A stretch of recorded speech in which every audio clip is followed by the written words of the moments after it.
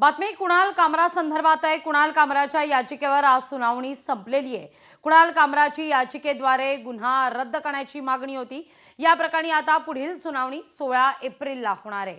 उपमुख्यमंत्री एकनाथ शिंदे यांच्यावर विडंबनात्मक टिप्पणी केल्यामुळे काव्य रचल्यामुळे कुणाल कामरावर गुन्हा दाखल करण्यात आलेला आहे। खार पोलीस ठाण्यामध्ये चौकशी करता कामराला 4 वेळा समन्स सुद्धा बजावलेला होता, पण 4ही वेळेला कुणाल कामरा अनुपस्थित राहिला आहे।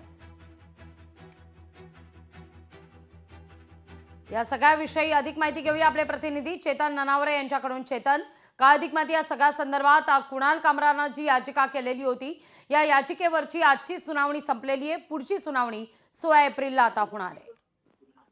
निश्चित एकंदरीत लागली, कारण या संदर्भात जर माहिती घेतली असता कुणाल कामरा समोर सध्या संकट आहे ते अटकेचं संकट आहे आणि शिवसैनिक ज्या प्रकारे आक्रमक झालेले आहेत त्यामुळे सध्या जर पाहिलं तर महाराष्ट्रामध्ये कुठल्याही प्रकारचा शो कुणाल कामराचा होऊ दिला जाणार नाही असाही इशारा थेट देण्यात आलेला होता। त्यामुळे जोपर्यंत न्यायालयाकडून पूर्णपणे संरक्षण मिळत नाही तोपर्यंत कुणाल कामरा मुंबईमध्ये परतण्याचे संकेत कमी दिसत आहेत आणि परिणामी आता 16 एप्रिलच्या सुनावणीकडे सर्वांचं लक्ष असेल। 16 एप्रिलला न्यायालय आहे ते या संदर्भातील गुन्हे रद्द करताय काय पाहणं महत्त्वाचं असेल, अन्यथा कुणाल कामरावर पुन्हा एकदा अटकेची तांत्रिक तलवार लटकण्याची दाट शक्यता आहे। लागली अगदी चेतन, धन्यवाद तुम्ही दिलेल्या एकूणच सविस्तर माहिती करता।